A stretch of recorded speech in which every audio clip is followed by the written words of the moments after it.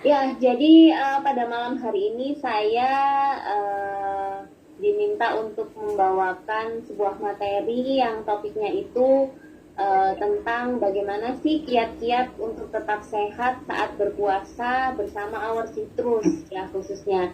Nah, apalagi kita nih udah tinggal hitungan hari aja nih menyambut Ramadan ya kan. Nah, nanti puasanya sekitar 30 hari yang itu akan kita jalankan secara penuh ya. Mungkin kalau yang ibu-ibu, yang perempuan ada dispensasi ya.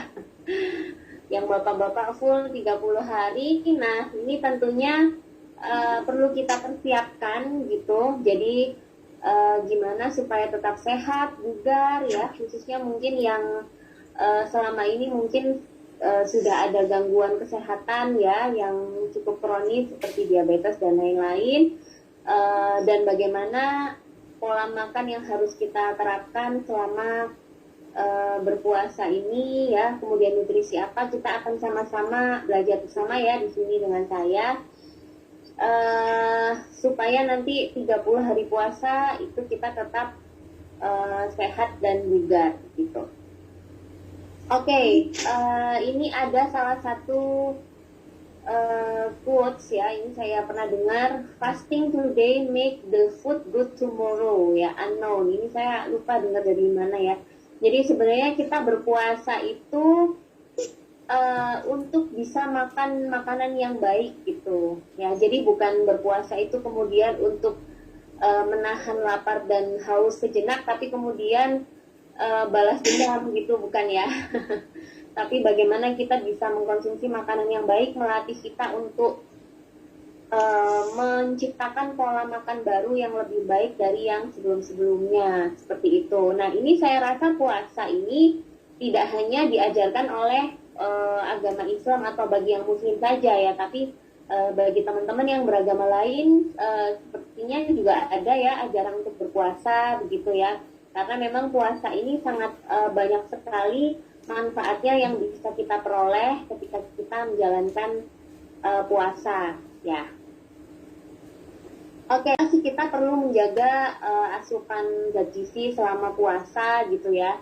Karena puasa sendiri itu macam-macam ya lamanya. Kalau dari berbagai negara di dunia itu ada 9 jam, ada yang 13 jam, bahkan ada yang lebih dari 13 jam juga ya. Di Indonesia sendiri ini sebenarnya middle ya, middle time itu ya sekitar 13-14 jam lah dalam sehari kita tidak makan dan tidak minum gitu. Nah, di sini ketika puasa itu terjadi perubahan pola makan ya, yang pada umumnya itu 3 kali sehari menjadi hanya 2 kali sehari gitu. Nah, dan tidak minum di antara jeda waktu itu gitu ya, sehingga asupan gizi ini harus tetap terpenuhi sesuai kebutuhan gitu supaya tidak terjadi imbalance nutrition ya, jadi tidak ngedrop gitu ya, tidak lemah, tidak loyo, jadi tetap bugar, tetap nggak ngerasa lapar yang berlebihan. Kalau lapar mungkin masih oke ya, namanya juga puasa gitu ya, tapi tidak berlebihan sampai yang mengeluarkan keringat dingin sampai gemeteran gitu ya. Kemudian puasa juga melatih kita sebenarnya untuk menerapkan pola gizi seimbang supaya kita bisa memperoleh kesehatan dan kebugaran yang kita inginkan gitu, serta kesempatan untuk memperbaiki pola hidup dan pola makan ya. Jadi kalau misalnya dalam waktu 12 bulan, yang 11 bulannya itu kita sudah mungkin nggak terlalu aware terhadap apa yang kita makan, terhadap pola hidup kita, mungkin pola tidurnya nggak teratur ya misalnya. Tapi dengan adanya puasa khususnya di bulan Ramadan ini yang mensunahkan kita juga untuk melaksanakan sahur di akhir waktu gitu ya, kemudian mungkin bisa sekaligus kayak sholat sehingga tidurnya pun otomatis harus lebih awal gitu ya. Nah, ini kita bisa memperbaiki pola hidup yang tadinya mungkin merokok ya, merokok seharian, merokok berapa kali gitu ya. Nah, mungkin dengan adanya Ramadan ini bisa dikontrol, rokoknya bisa berhenti ya, setidaknya selama 13 jam gitu ya. Kesempatan untuk melakukan detoksifikasi tubuh. Kemudian pola makan juga, jadi pola makannya diatur dan dijaga supaya nanti ketika kita keluar dari, maksudnya setelah lulus dari Ramadan itu kita bisa menjadi lebih sehat gitu. Nah, selanjutnya, bentar, ini slide saya kok agak-agak. Nah, ini manfaat mengkonsumsi makanan bergizi saat sahur dan berbuka puasa ya, karena ini topiknya tentang puasa Ramadan ya, jadi ada sahur juga ya, ada buka puasa juga ya. Nah, yang pertama ini adalah untuk mengontrol berat badan gitu ya. Jadi karena untuk mengontrol berat badan ini kita harus ini juga ya, harus seperti yang tadi saya bilang, jangan karena udah puasa 13 jam kemudian nanti pas buka puasa balas dendam gitu ya. Nah, ini tujuan untuk mengontrol berat badan nggak akan tercapai gitu kalau misalnya kita makannya tetap sembarangan gitu ya, makan gorengan atau yang tepung-tepungan secara berlebihan gitu ya. Kalau misalnya mau makan gorengan oke lah, tapi mungkin bikin sendiri ya, dan itu pun jumlahnya nggak banyak ya, mungkin kita boleh lah makan satu potong gorengan yang itu kita buat sendiri gitu ya. Kemudian cadangan energi ya, jadi kita harus memastikan bahwa makanan yang kita makan itu bisa menyediakan cadangan energi untuk kita selama berpuasa gitu ya. Jadi supaya kita tidak lemes ya, yang tadi saya bilang, dan sahur itu tetap harus dilaksanakan ya. Jangan kemudian sahurnya itu memilih di awal waktu, jadi udahlah aku nggak perlu sahur lah, sahurnya sekarang aja. Ada yang kayak gitu tuh, ayo ngaku. Jadi ada tuh yang kebiasaan, saya sahurnya sekarang aja nih karena udah begadang gitu ya, misalnya tidur jam 1 gitu atau jam 12 malam, terus karena takut nggak bisa bangun sahur akhirnya sahurnya dimajuin gitu ya, jam 12 atau jam 11 gitu karena sekalian gitu ya misalnya. Nah, ini akan merubah gitu caranya, merubah metabolisme sebenarnya ya. Jadi nggak akan cukup gitu, karena kalau misalnya Anda makan jam 11 malam kemudian jam 1 malam itu belum bisa dikatakan sahur, dan itu akan memiliki dampak yang tersendiri terhadap kesehatan ya. Bukannya sehat, nanti malah akan berantakan nanti metabolismenya ya, kacau gitu. Kemudian yang ketiga, ini tidak mudah lapar ya. Jadi usahakan juga ketika sahur nanti itu pemilihan bahan makanannya juga jangan yang asal-asalan sehingga nanti nggak mudah lapar ya. Kemudian yang keempat, kebutuhan cairan tubuh ini tetap terpenuhi gitu. Nah, zat gizi apa saja sih yang harus kita perhatikan gitu ya selama berpuasa? Ini ada salah satunya, yang pertama adalah ini ada quotes ya dari Robert Atkins, control carbohydrate lifestyle really proven risk factor for heart disease by Robert Atkins ya. Jadi pemilihan jenis karbohidrat ini sangat penting sekali untuk kita gitu, karena kalau kita asal-asalan makan karbohidrat ya, ini bisa beresiko terhadap terjadinya penyakit jantung. Nah, karbohidrat itu apa sih gitu ya? Jadi kalau misalnya mungkin teman-teman sering dengar ada makronutrien ya, zat gizi makro, ada zat gizi mikro. Nah, karbohidrat ini adalah salah satu zat gizi makro yang merupakan dia sumber energi yang utama. Jadi belum ada yang bisa menggantikan karbohidrat sebagai sumber zat gizi yang utama ya. Kenapa disebut yang utama? Karena dia bisa menyediakan energi dengan segera ketika tubuh kita membutuhkannya untuk beraktivitas ya, terutama otak dan organ-organ yang vital. Ini diperoleh dari karbohidrat ya. Kemudian terdiri dari monosakarida, disakarida, dan polisakarida. Yang ini saya tidak jelaskan detail ya, monosakarida itu apa, disakarida itu apa, tapi yang jelas nanti pada saat puasa ya, kita akan lebih dianjurkan untuk mengkonsumsi jenis karbohidratnya itu adalah yang karbohidrat kompleks ya, yang polisakarida.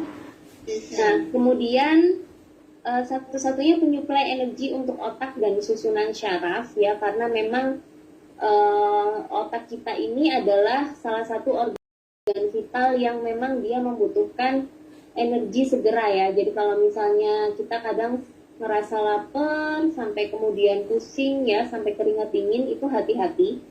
Karena kalau sudah sampai tahap keringat dingin dan gemeteran itu biasanya sudah ada mulai sudah muncul syaraf-syaraf otak yang terganggu ya, terputus gitu ya, sinaps-sinapsnya itu. Nah, kemudian juga dia memberikan cita rasa pada makanan ya, karena adanya rasa manis gitu. Jadi makanya kalau misalnya dibilang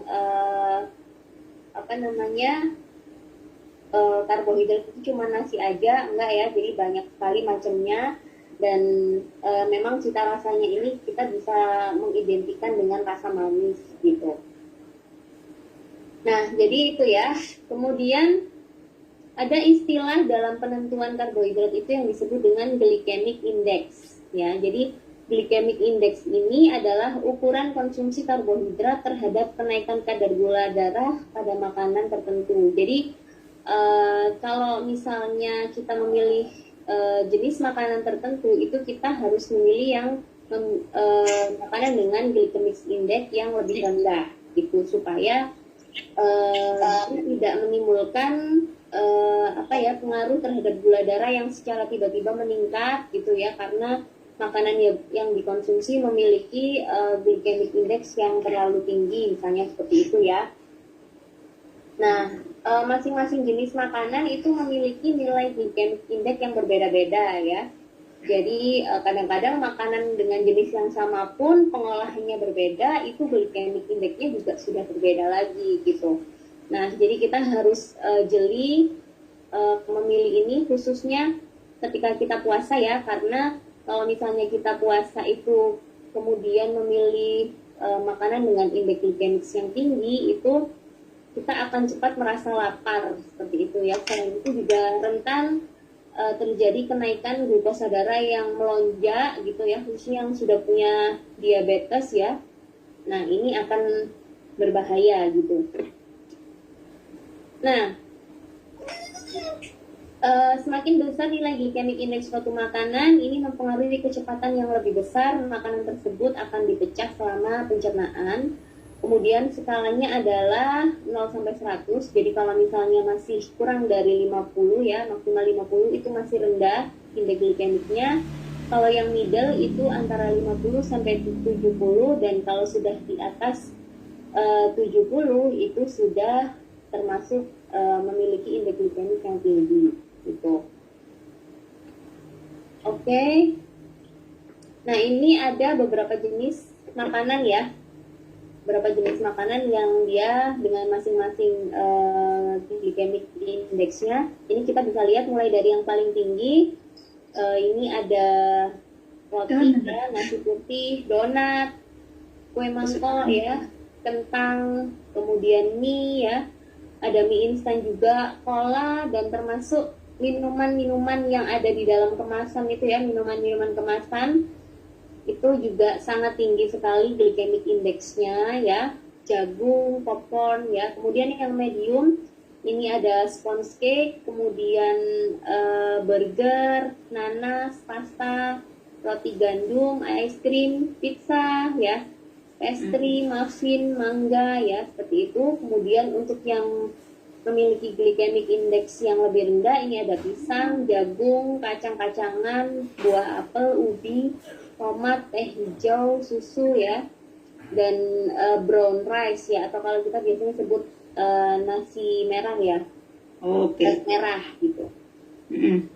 Oke, kemudian pemilihan jenis karbohidrat selama puasa ya. Jadi ini sangat menentukan ya teman-teman. Jadi kita tidak bisa meninggalkan sahur dan buka puasa.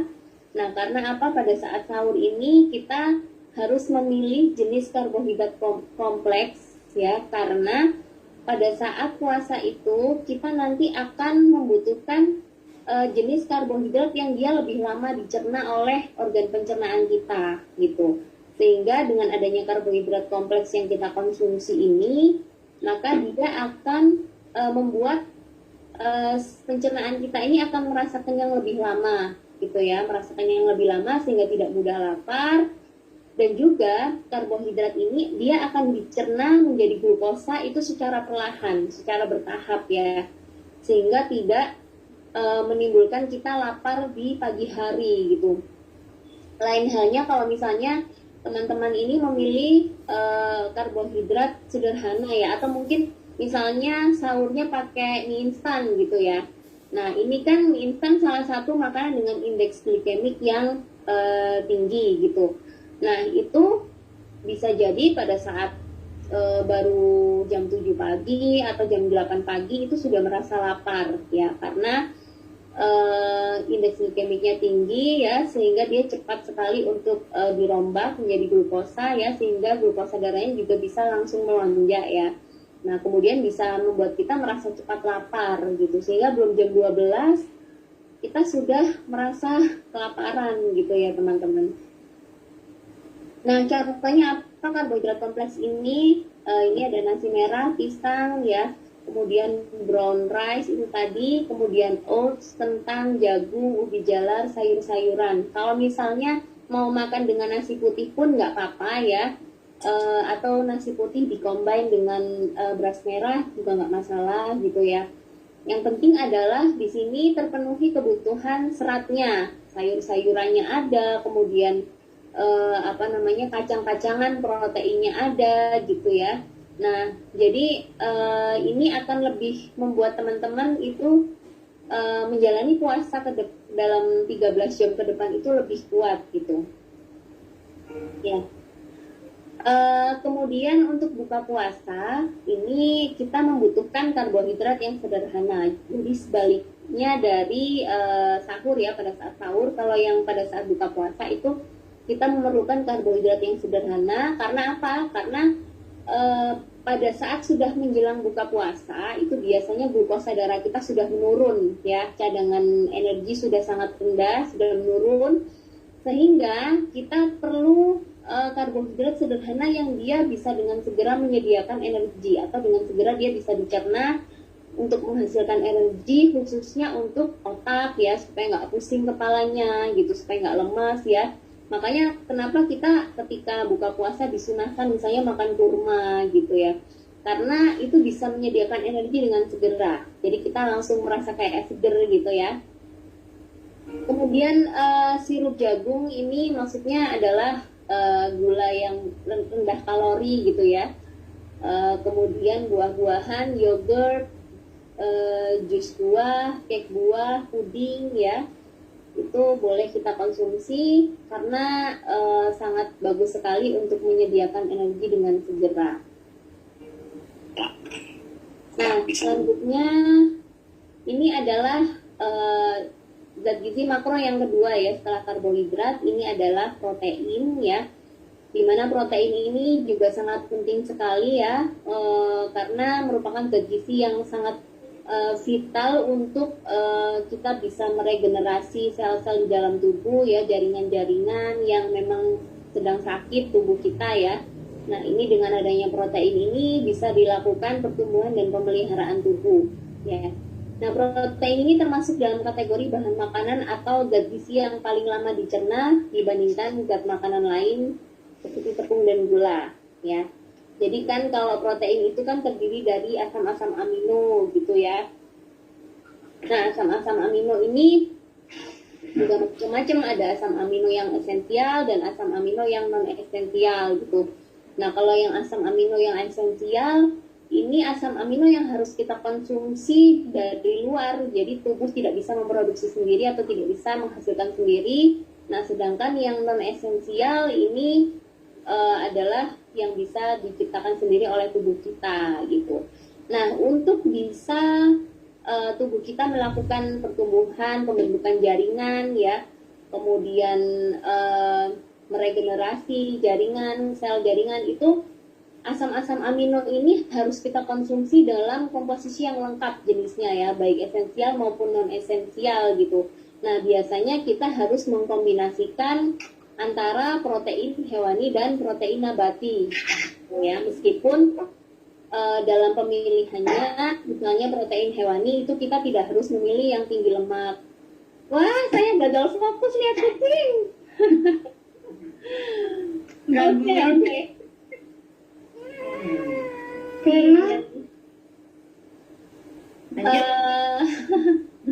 Oke, terus jadi begitu. Jadi kalau misalnya, tetapi gini, protein ini kita harus aware juga ya, kalau kita terlalu berlebihan mengkonsumsi protein tanpa diimbangi dengan olahraga ya, protein ini dia tidak memiliki penyimpanan yang memadai di dalam tubuh kita, sehingga dia akan dikonversi menjadi lemak gitu ya, dikonversi menjadi lemak kalau kita tidak mengimbangi dengan olahraga gitu. Jadi teman-teman kalau misalnya yang konsumsi minuman-minuman yang tinggi protein ya, itu harus olahraga juga supaya dia bisa disimpan di dalam otot ya, proteinnya ini.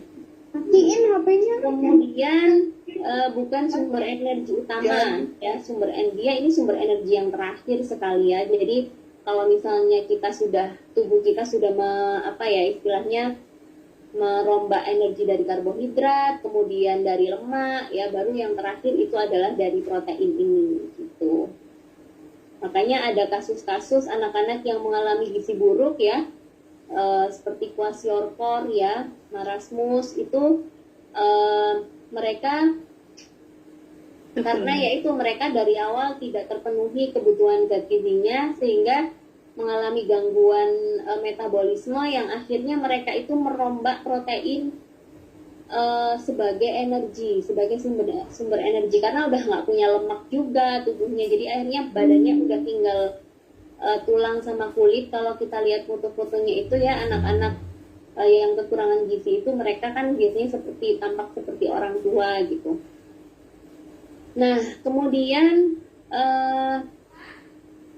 pemilihan jenis protein ya, ini ada protein hewani dan protein nabati ya. Kemudian komposisi asam amino ini harus tersedia dalam bentuk yang lengkap seperti yang tadi saya sampaikan, agar jaringan baru dapat terbentuk. Kemudian protein lengkap mengandung semua jenis asam amino esensial. Ini ditemukan dalam daging, ikan, unggas, keju, telur, susu, dan polong-polongan ya, atau kacang-kacangan. Kemudian protein yang tidak lengkap ditemukan dalam sayuran dan padi-padian atau yang protein nabati ya. Nah, selanjutnya setelah karbohidrat dan protein, ini ada sayur dan buah-buahan. Ya, nah ini saya punya pertanyaan nih. Apakah Anda sudah mengkonsumsi sayur setiap hari? Nah, ya. Hari ini apa setiap hari? Setiap hari. Hari ini. Karena kebutuhannya setiap hari, bukan hanya hari ini. Jarang banget.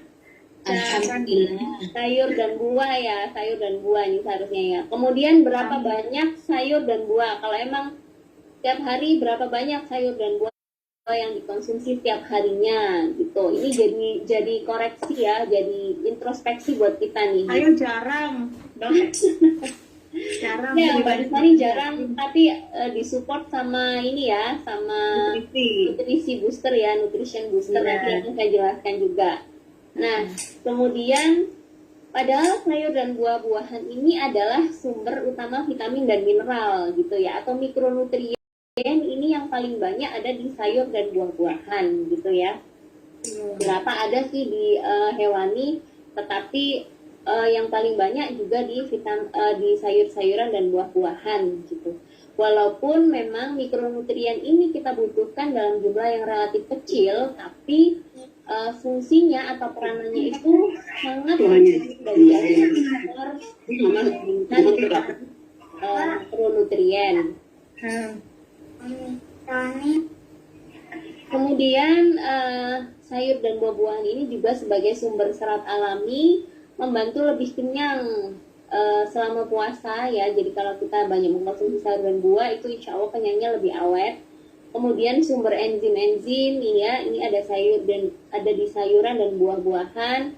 Kemudian menyehatkan saluran pencernaan ya, karena dia sebagai prebiotik, jadi makanan untuk bakteri baik di saluran pencernaan kita, dan juga tinggi antioksidan ya sayur dan buah itu, sehingga membuat kita lebih awet muda dan lebih sehat gitu ya. Jangan menyepelekan loh teman-teman kalau ada yang bilang biar awet muda gitu. Karena apa? Nanti kalau misalnya semua tuh nggak terasa ya. Kalau misalnya umur sudah 40-an gitu, kemudian menyadari melihat kaca, loh kok ini sudah muncul keriput, loh kok ini sudah begini, kok tubuh saya sudah mulai berasa nggak enak, begini-begini. Nah itu biasanya kita baru akan mulai muncul apa ya? Muncul kayak penyesalan gitu. Aduh kenapa ya dari kemarin saya nggak merawat diri gitu, nggak Biasanya kalau bikin eyeliner terus kelipatan matanya udah turun, ya itu udah mulai ada tanda penuaan. Nah, terus juga nanti ngelihat suaminya, waduh suami saya masih ganteng nih, gitu ya, masih gagah gitu. Nah itu kan akhirnya kita jadi merasa tidak memberikan yang terbaik juga gitu untuk suami ya, karena kan kita kan cantik itu kan untuk suami juga gitu ya, khususnya yang terutama. Nah, dan awet muda ini sebenarnya tidak hanya ukuran fisik teman-teman, Bapak Ibu. Jadi awet muda ini sebenarnya lebih ke sel kita ya, umur sel kita itu jadi lebih sehat gitu. Karena teori penuaan atau teori aging itu kan di usia mulai 40 tahun itu sudah mulai terjadi penurunan fungsi sel-sel tubuh itu dimulai dari umur 40 ya. Jadi setiap tahunnya itu terjadi penurunan sebesar 1% gitu. Nah ini harus kita waspadai dan kita upayakan ya, kalau misalnya kita bisa lebih sehat dan lebih awet muda, kenapa enggak gitu kan. Kemudian kita juga harus memenuhi cairan tubuh ya. Jadi tubuh kita ini kan tidak bisa menghasilkan air sendiri ya, harus diperoleh dari luar ya, karena komponen utama dalam tubuh kita itu yang terbesar adalah cairan ya. Kemudian kita juga harus mengganti cairan tubuh yang hilang ya, ini juga harus kita ganti, karena cairan tubuh ini berfungsi sebagai pelarut dan alat angkus, sebagai katalisator, pelumas, fasilitator pertumbuhan dan pengaturan suhu tubuh. Kemudian pada umumnya kita disarankan untuk mengkonsumsi air sebanyak 2 liter ya, minimal 2 liter per hari. Meskipun sebenarnya sih tergantung juga ya, tergantung jenis kelamin, usia, aktivitas fisik, apakah lebih banyak di indoor ya atau di outdoor ya, seperti itu. Apakah aktivitas fisiknya tinggi misalnya, seperti itu. Apakah sedang mengalami penyakit tertentu, juga ini menentukan asupan cairan.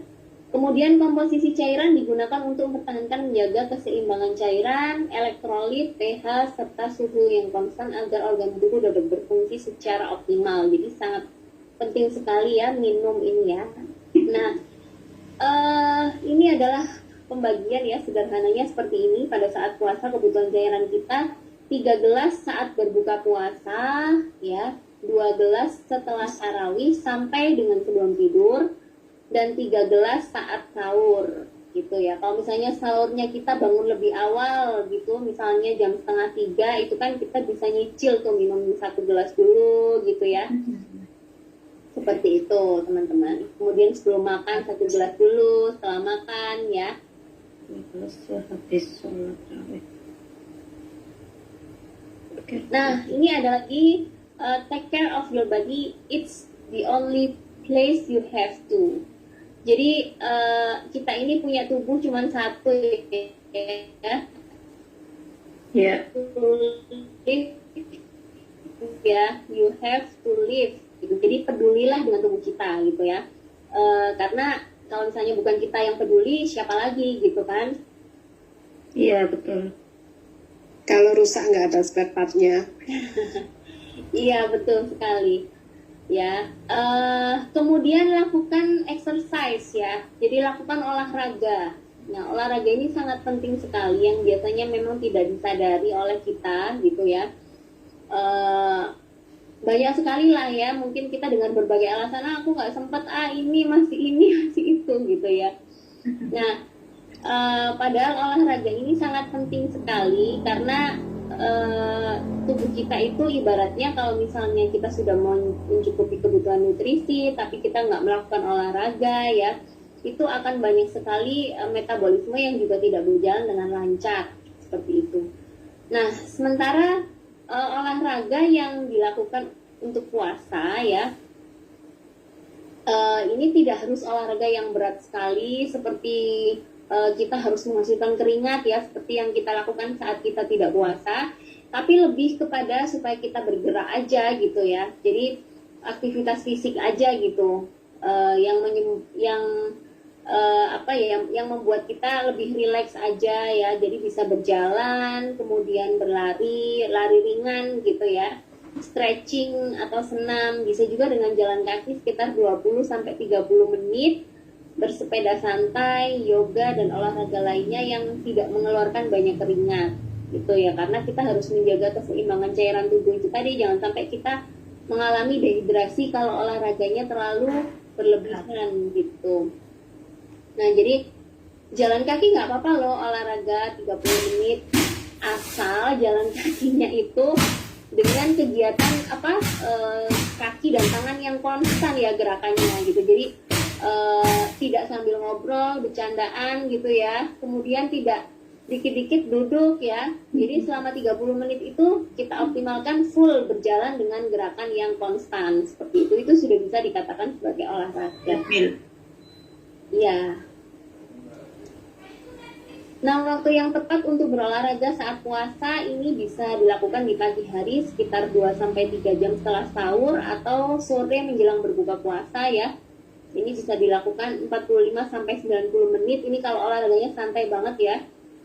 Atau tidak perlu lebih dari 2 jam. Ya 30 menit aja sebenarnya sudah cukup gitu. Kemudian ini adalah metabolisme tubuh saat puasa ya. Jadi pada saat puasa Ramadan ini terjadi perubahan yang banyak sekali ya, fisiologis, biokimia, metabolik, dan spiritual dalam tubuh ya. Nah, jadi terjadi pembakaran energi selama 13 sampai 14 jam puasa.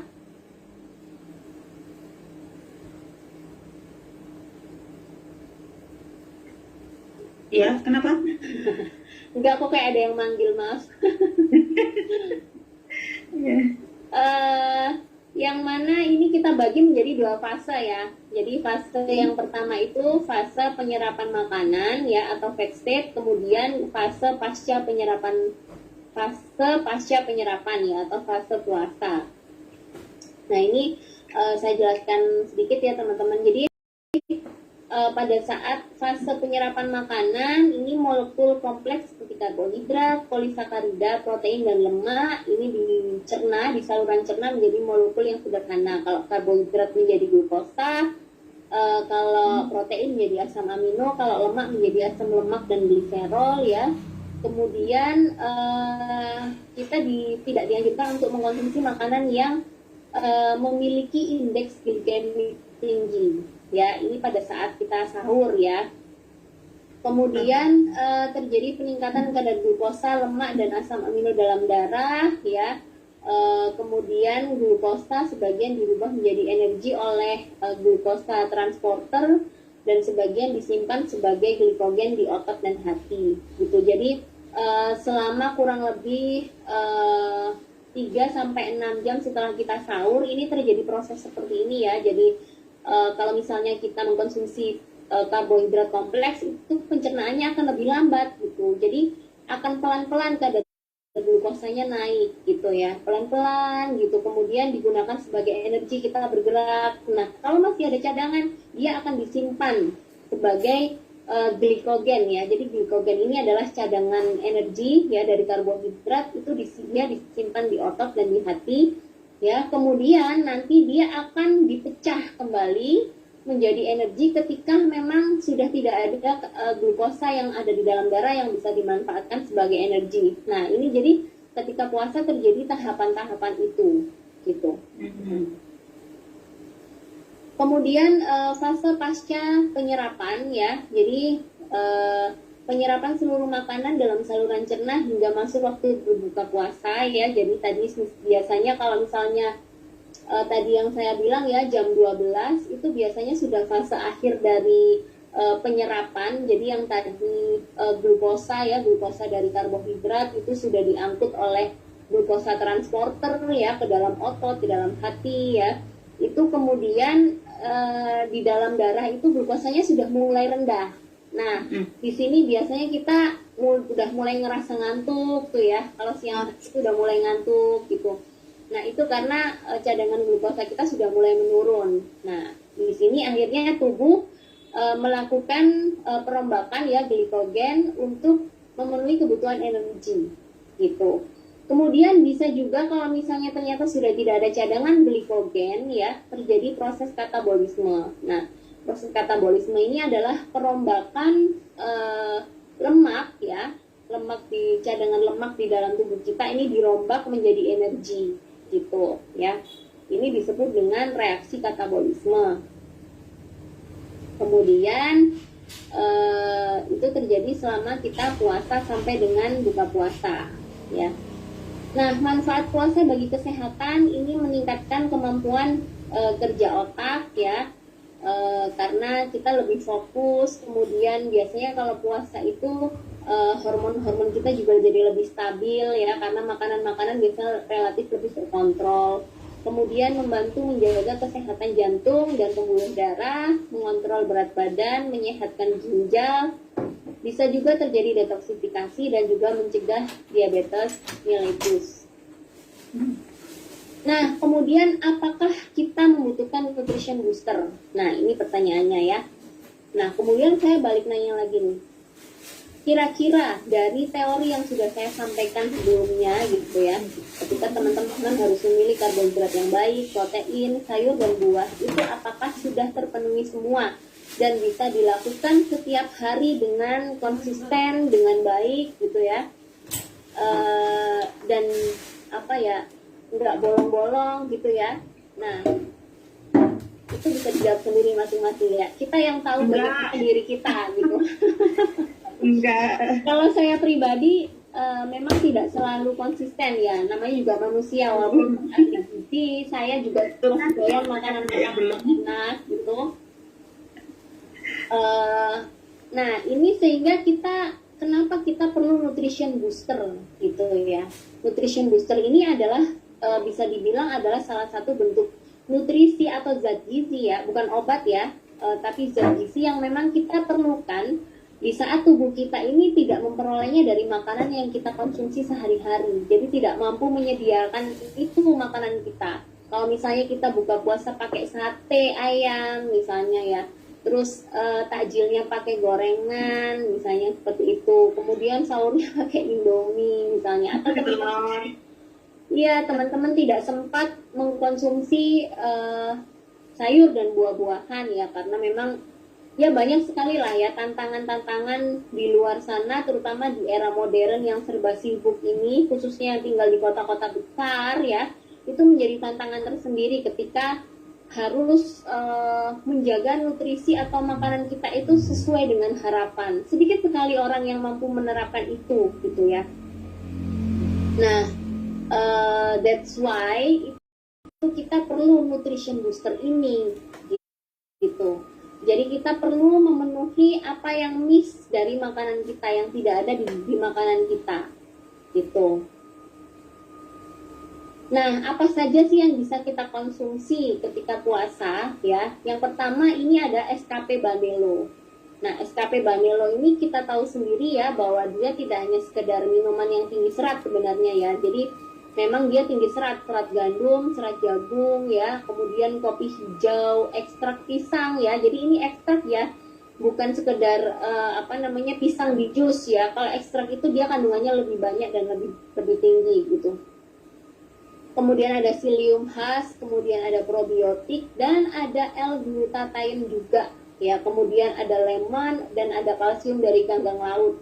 Jadi SKP Banelo ini memang sangat bagus sekali untuk teman-teman yang atau bapak ibu yang memang kurang asupan seratnya. Ya, jadi tidak mengkonsumsi sayur, buah-buahan. Ya, hari ini buka puasa di sini bersama di sini, besok buka puasa bersama di restoran A, restoran B gitu ya misalnya. Dan rata-rata akhirnya orang jadi bukan makan apa yang harus disediakan, tapi akhirnya hanya sekedar makan apa yang tersedia. Menunya itu ya itu, mau nggak mau harus milih itu gitu. Nah, ini kita bisa mensiasati dengan mengkonsumsi minuman SKP Banelo ini. Nah, kalau saya prefer ini diminum pada saat sahur. Kenapa pada saat sahur? Karena seperti yang tadi saya jelaskan, ya setelah sahur kita bisa akhiri dengan SKP Banelo, kemudian segelas air putih, ya. Karena SKP Banelo ini tinggi serat, sehingga dia bisa membantu kita merasa kenyang lebih lama, ya. Jadi selama sehari puasa itu SKP Banelo ini akan membantu perut kita menjadi kenyang lebih lama karena dia dicerna lebih lambat. Seperti itu. Nah, karena dia termasuk dalam kategori karbohidrat kompleks. Ya, Mbak? Diminum setelah makan sahur. Iya. Kalau menurut saya sih minum setelah makan sahur ya. Itu. Kemudian yang kedua ini yang tidak kalah penting adalah propolis MPA ya. Ini bisa diminum 2 kali kalau misalnya teman-teman merasa ada gangguan tubuhnya ngerasa nggak enak ya, atau memang sedang sakit ya. Ini bisa diminum 2 kali, diminum saat berbuka dan sahur ya. Karena MPA propolis ini adalah antioksidan dari senyawa bioflavonoid, kemudian ada madu trigonanya juga ya, kemudian ada anise. Dia memperkuat daya tahan tubuh, mencegah inflamasi, mencegah infeksi bakteri, jamur, virus ya, dan meningkatkan sistem metabolisme tubuh. Dan lagi MPA propolis ini dia sudah diolah dengan teknologi nano ya, sehingga dia bisa menjangkau sampai ke tingkat seluler. Jadi lebih cepat diserap oleh tubuh kita, lebih cepat dirasakan manfaatnya oleh tubuh kita gitu. Dan juga sudah tidak mengandung wax atau lilin ya, jadi sudah nggak keruh gitu kalau misalnya ditetes di air, sehingga tidak berbahaya untuk organ tubuh kita, khususnya untuk ginjal dan seterusnya. Kemudian yang ketiga ini adalah GCS Revivifar ya. Ini salah satu minuman favorit saya, semua favorit ya. Diminum jam 9 malam ya. Kenapa jam 9 malam? Jadi kalau misalnya kita buka puasa Ramadan itu kan biasanya kita tidur lebih cepat ya. Biasanya jam 10 tuh udah pada mulai ngantuk gitu, karena memang harus bangun lebih awal gitu ya. Nah, ini kita minum jam 9 malam. Nah, GCS ini adalah minuman master antioksidan. Kenapa saya sebut master? Karena di sini ada L-glutathione. Dan nggak tanggung-tanggung ya, GCS Revivifar ini L-glutathione-nya ini 3 kali lipat dibanding dengan nutrisi yang kaya akan antioksidan. Jadi dibanding dengan jenis minuman lainnya, itu GCS ini mengandung 3 kali lipat L-glutathione. Dan L-glutathione ini adalah antioksidan primer yang tidak bisa fungsinya digantikan oleh antioksidan yang lain gitu. Jadi dia makanya disebut dengan master gitu ya. Kemudian fungsinya untuk membantu metabolisme tubuh ya, meregenerasi sel tubuh yang sakit atau rusak ya, karena ada spirulina juga. Kemudian mencegah osteoporosis ya, karena ada kolagen ya, di sini fish kolagen, sehingga bioavailabilitasnya lebih bagus ya, seperti itu. Kemudian mencegah nyeri dan peradangan pada sendi ya, mencegah kanker, mencegah penuaan dini ya, membuat tidur kita lebih nyenyak ya, lebih nyenyak karena memang GCS ini dia bisa merilekskan sel-sel syaraf seperti itu. Kemudian ada Buga ya, Blue Green Alga ya. Ini adalah salah satu formulasi nutrisi kita dari Jepang ya. Jadi dia ini adalah minuman alga nomor 1 di dunia ya, dimana kandungannya ini banyak sekali ya. Ada chlorella growth factor, spirulina growth factor ya, kemudian reseptor PPARS ya, di mana reseptor PPARS ini sebenarnya fungsinya banyak sekali untuk diantaranya untuk membantu menjaga keseimbangan atau homeostasis dari metabolisme tubuh. Jadi dia itu reseptor untuk metabolisme energi yang terjadi di dalam tubuh kita ya, kayak misalnya reseptor glukosa dan seterusnya, itu dia dibantu oleh PPARS ini gitu. Fungsinya untuk membantu meregenerasi sel lebih cepat, membantu detoksifikasi, meningkatkan dan menormalkan fungsi metabolisme tubuh, mencegah dan mengobati kanker, stroke, penyakit jantung, dan membantu meremajakan kulit ya. Di sini saya garis bawahi bahwa saya berani mengatakan bahwa buga ini bisa menyembuhkan atau mengobati kanker ya, stroke, karena memang BPOM-nya buga ini adalah BPOM TR ya. Jadi dia memang sudah teruji secara klinis, dia bisa menyembuhkan. Kemudian ada ACB Cardiovas. Nah, ini juga salah satu minuman nutrisi yang sangat penting sekali ya. Karena memang untuk Bapak Ibu atau teman-teman yang punya resiko penyakit-penyakit seperti diabetes ya, kemudian jantung koroner dan seterusnya, ini bisa mengkonsumsi ACB Cardiovas ini ya, karena dia bisa mencegah adanya sumbatan di pembuluh darah, kemudian menjaga kestabilan kadar gula, menyehatkan jantung dan mencegah kardiovaskular disease, menurunkan kolesterol, mencegah kanker, mengatasi stroke dan mencegah komplikasi akibat penyakit kronis ya. Jadi kalau misalnya sudah punya diabetes, itu harus benar-benar dijaga ya, jangan sampai terjadi komplikasi karena gula darahnya terlalu tinggi ya, atau terlalu rendah misalnya, seperti itu.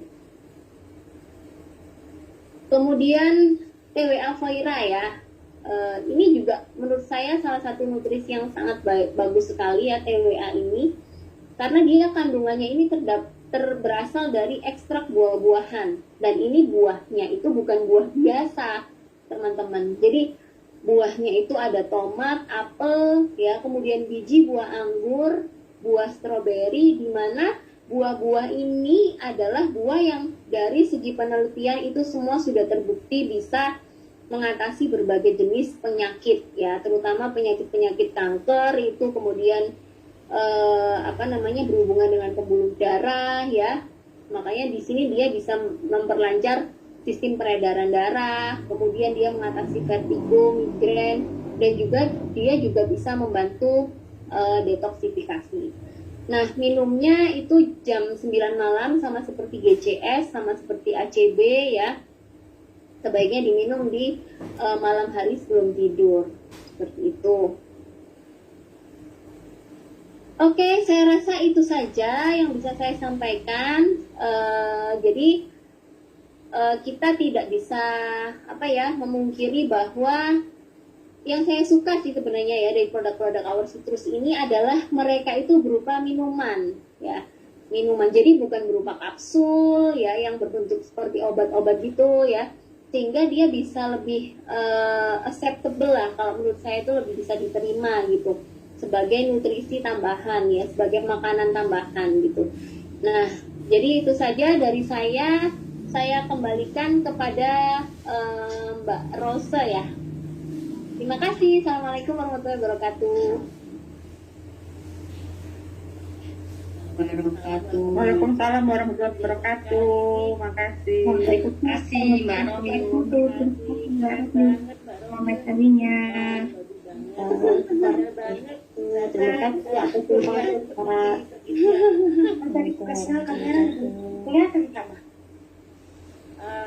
untuk yang sesi berikutnya, ini sesi tanya jawab dari yang diterangkan Mbak Romi tadi. Mungkin ada yang ditanyakan untuk kita menanyakan nutrisinya, untuk menjalankan ibadah puasa bagaimana cara mengkonsumsinya. Ini ada sesi tanya jawab. Silakan, dipersilakan teman-teman untuk bertanya nih, boleh. Saya nggak bisa Mbak langsung tanya Mbak. Iya Pak. Dari Pak Diti Jambi Mbak. Pak Diti Jambi.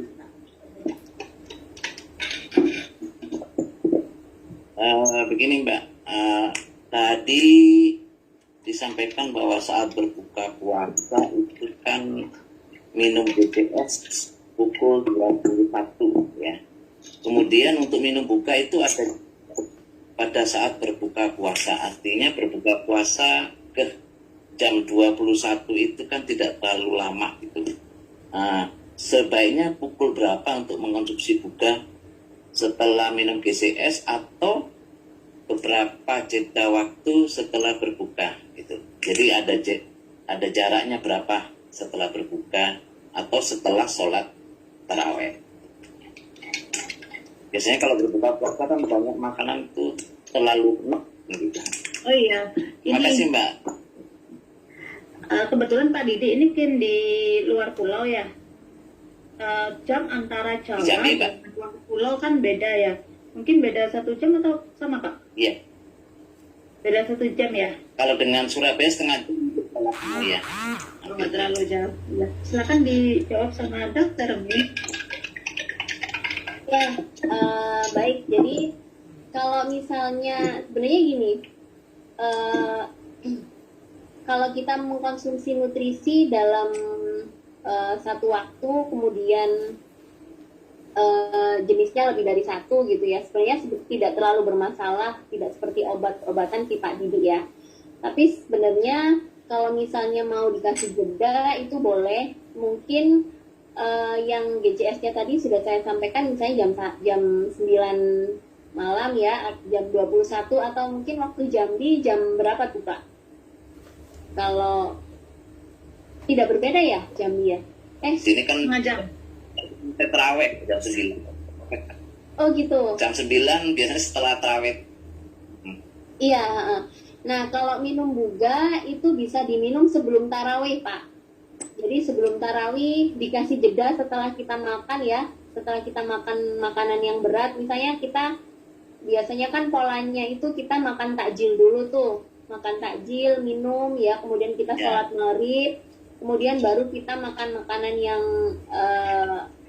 main course-nya ya, atau menu utamanya gitu. Nah setelah itu baru kemudian dijeda 30 menit ya, 30 menit kurang lebih, itu baru kita minum buganya seperti itu.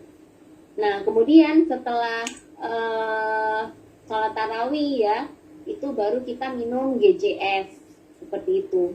Nah jadi kalau menurut saya gini, kecuali SKP Banelo ya, kalau SKP Banelo dia jangan dicampur-campur dengan yang lain karena dia tinggi serat, takutnya interaksi zat gizinya itu dia akan menahan penyerapan ya, karena seratnya itu bisa menahan penyerapan. Tapi kalau misalnya seperti propolis MPA dengan buga itu tidak masalah dijadikan satu, asal dijeda dengan melakukan minum air putih dulu gitu. Jadi supaya tidak terlalu istilahnya tidak terlalu kaget lah ya pencernaan kita gitu. Jadi dijeda dengan minum air putih, tapi dalam waktu yang sama tidak masalah. Ya misalnya propolis MPA diminum dulu, baru kemudian minum BCS, itu tidak masalah karena relatif tidak terlalu ada interaksi zat gizi yang merugikan lah kalau misalnya dalam bentuk nutrisi seperti ini, kecuali mungkin kalau obat-obatan ya, dengan obat-obatan memang Ya. gitu. Seperti itu Pak Didi. Baik. Ya, terima kasih Sebenarnya Mbak. kalau bukan Pak Didi, sebenarnya kalau buka sendiri kan dalam bentuk sasetan kecil ya, mungkin 3 gram ya. Kalau Ya. hanya dituang di bawah lidah sih nggak terlalu kerasa gimana sih, enak aja. Ya, 3 gram kecil ini. Kecil.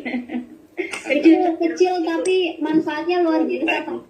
Jadi kalau kita bandingkan ya dengan produk alga yang lain, itu kalau misalnya kita ada salah satu merek produk alga yang lain, itu minum satu produk kita, itu kalau di produk yang lain itu harus minum 10 kalinya Pak.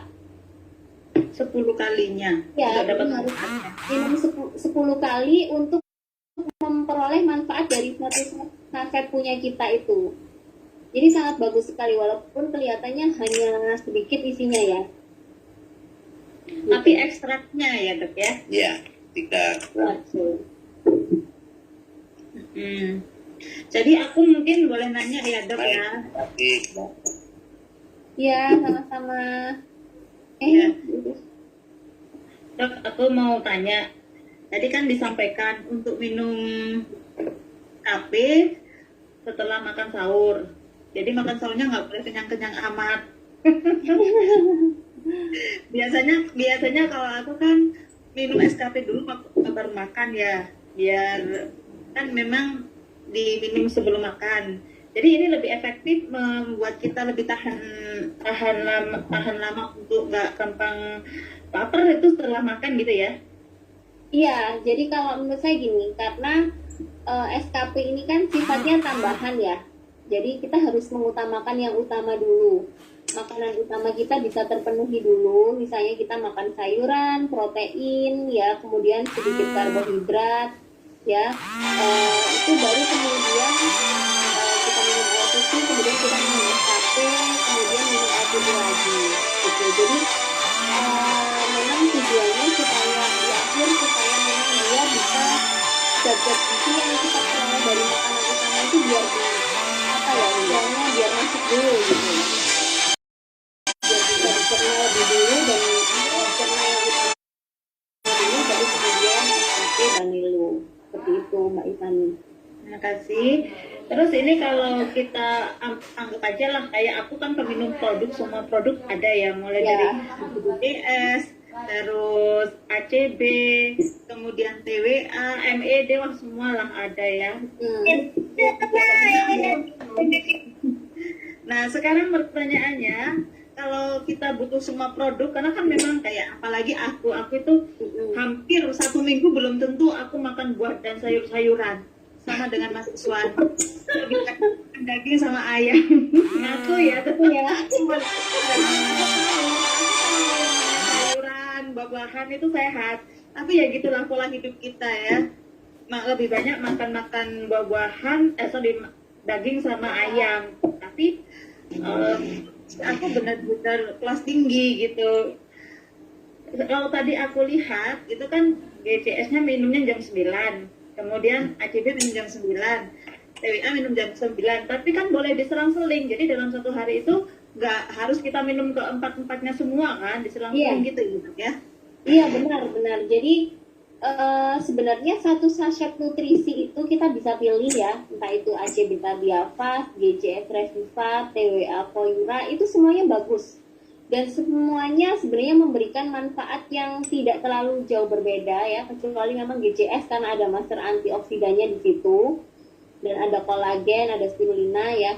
Tetapi kalau kita kombinasikan setiap hari secara selang-seling itu jauh lebih bagus Mbak Ivani ya, daripada kita misalnya hanya mengkonsumsi GCS saja setiap hari ya. Itu kita lebih bagus memang kita selang-seling. Jadi misalnya hari ini ACB, Kadiafas, kemudian besoknya lagi TWA, besoknya lagi GJS gitu ya. Kecuali MPA propolis ini memang kalau buat saya sih wajib ya setiap hari gitu. Karena memang setiap hari itu. Iya, setiap hari atau minimal paling tidak 2 hari sekali ya. Itu harus konsumsi propolis MPA ya untuk kita sendiri, untuk seluruh keluarga ya, anak-anak, kemudian orang tua kita, itu wajib banget ya. Yang namanya minimal harus ada MPA propolis lah sehari-hari itu. Dok, tadi di kolom komentar ada beberapa pertanyaan. Iya. Ini saya baru buka. Teman-teman boleh nanya juga ya, silakan. Mumpung kita bersama Dr. Romyun, kita serap ilmunya sebanyak-banyaknya ya, biar kita pinter juga.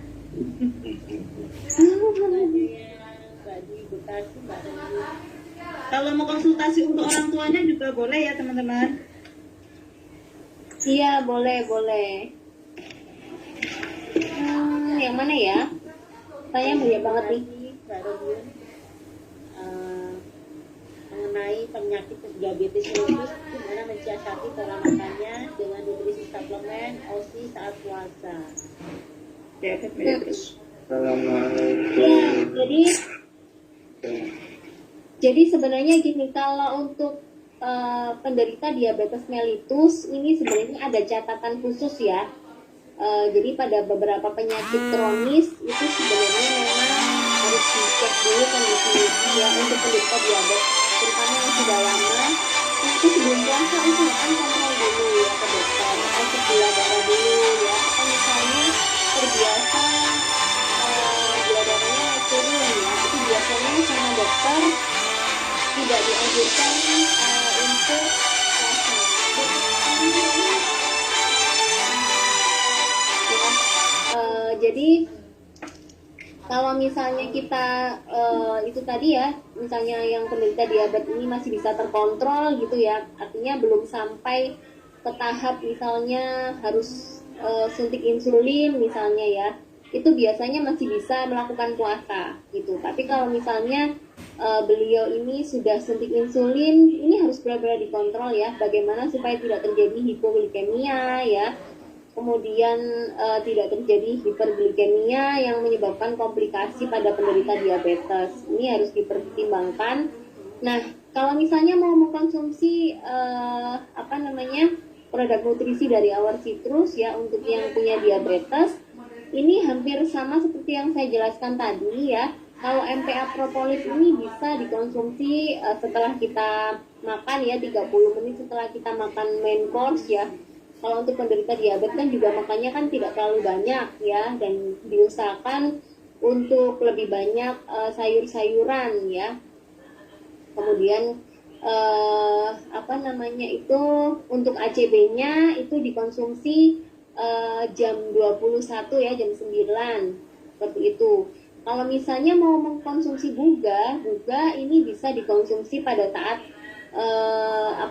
sahur juga boleh, atau pada saat sebelum mengkonsumsi MPA propolis ya. Jadi seperti yang tadi saya bilang, tidak terlalu ada interaksi zat gizi yang dikhawatirkan ya kalau misalnya kita mengkonsumsi dalam waktu yang bersamaan, karena memang masing-masing ini punya jenis antioksidan yang justru saling melengkapi satu sama lain gitu. Jadi setiap antioksidan itu kan ada fungsinya masing-masing gitu. MPA propolis dengan senyawa bioflavonoidnya ya, kemudian buga dengan berbagai senyawa bioaktif yang lain gitu ya.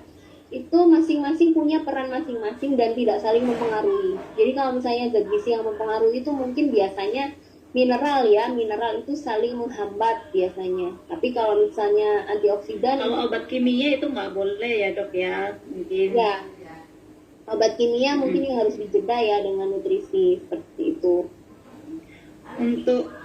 Oke, ada pertanyaan berikutnya. Oke, banyak banget ini. Nggak apa-apa. Maaf tanya dok, yang betul STK atau SKP? SKP ya. Iya, Jadi SKP. dulu sebelumnya namanya SPK, kemudian kita diganti dengan SKP ya. Tuh. Kemudian apalagi Mbak Ros? Ini ada yang menanyakan dok, penderita asma, aslam dan atoma untuk menghadapi puasa Ramadan ini bagaimana ya? Sebaiknya mengkonsumsi apa? Demikian dok.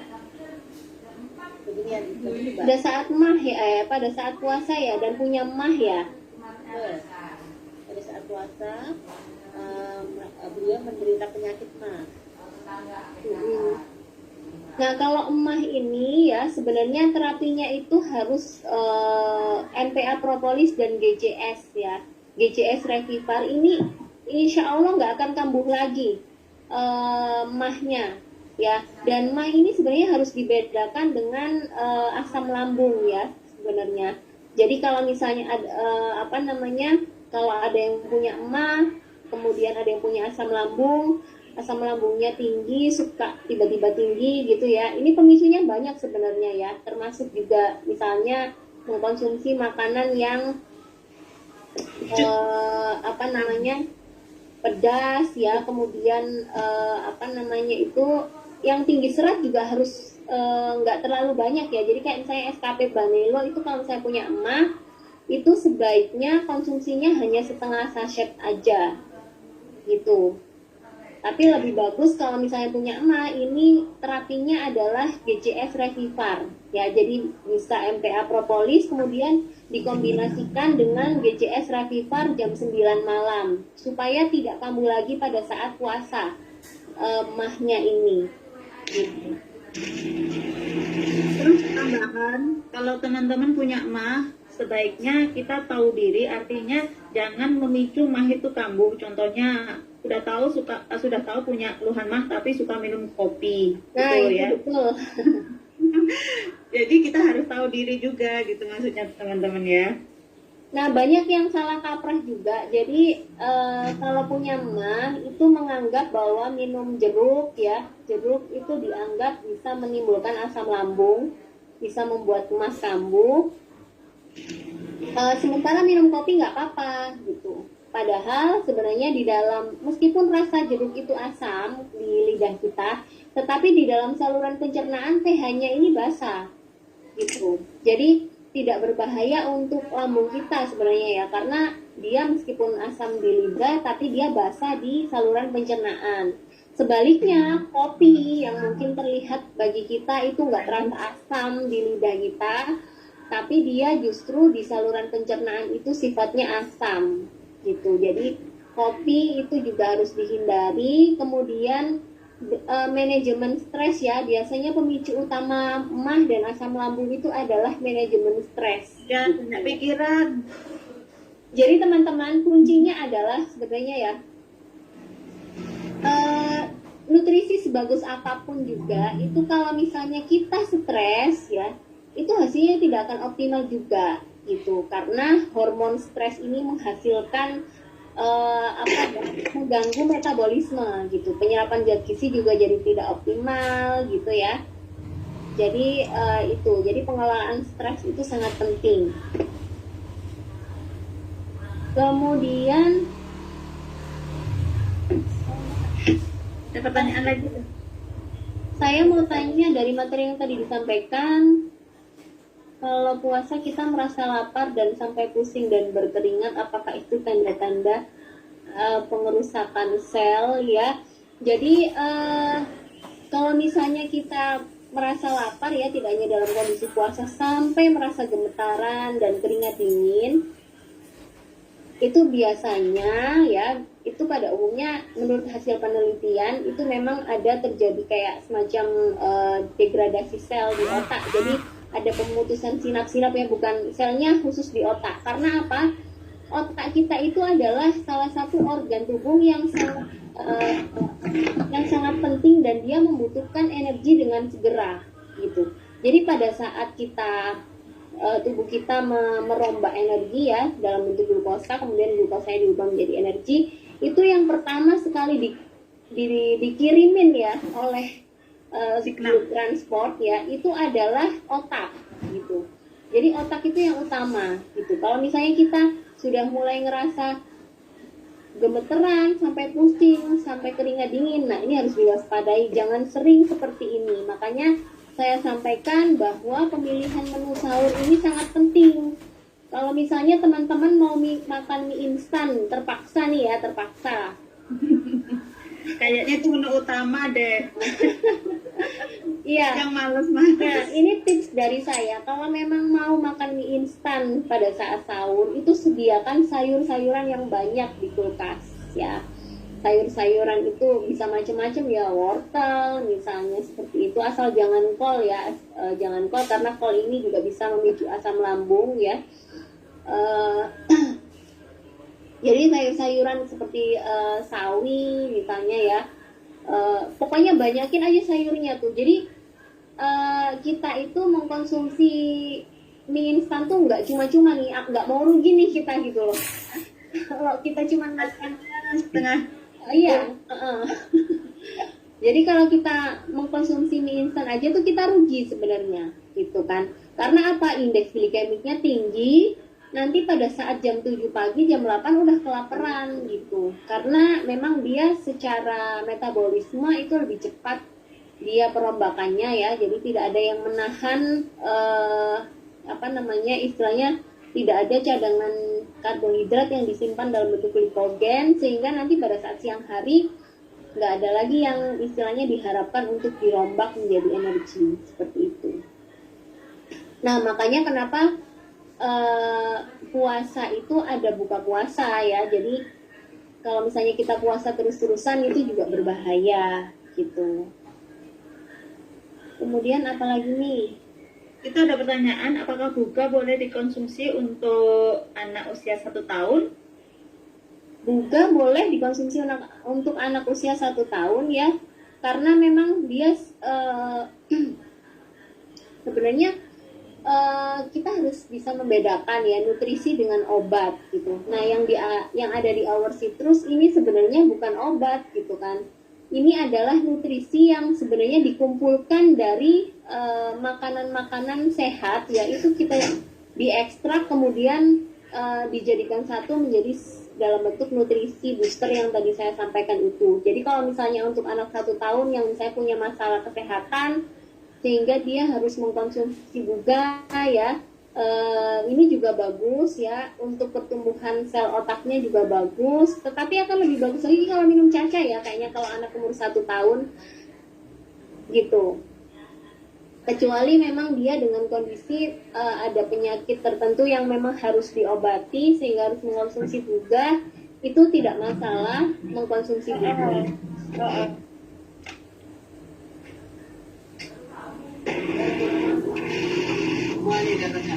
Kemudian saya mau tanya, apakah MPA propolis itu harus ketergantungan? Ada salah satu customer saya bertanya seperti itu. Nah, ini mindset yang harus diluruskan ya. Sebenarnya kenapa sih kita harus mengkonsumsi nutrisi secara berkala ya? Saya tidak mengatakan bahwa ini ketergantungan ya. Berbeda sekali kalau ketergantungan itu, kalau misalnya kita tidak mengkonsumsi, itu akan muncul gangguan masalah kesehatan ya.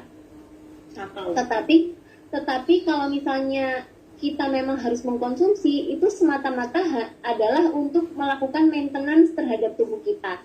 Ya misalnya gini, bayangkan kalau kita beli mobil nih ya, apakah kita hanya membawa dia servis 1 kali selama kita punya mobil gitu? Ya kan tidak gitu. Kita kan membawa dia untuk servis itu kan secara berkala kan. Ya misalnya sebulan sekali, 2 bulan sekali, misalnya ya harus ganti oli dan seterusnya. Demikian juga dengan tubuh kita gitu, yang hanya satu-satunya ini gitu. Bagaimana kita mau menjaga tubuh kita kalau misalnya kita tidak melakukan maintenance terhadap sel-sel kita gitu ya. Jadi sel-sel kita cuma dikasih makanan yang asal kenyang misalnya ya, sementara di luar tingkat stresornya tinggi ya.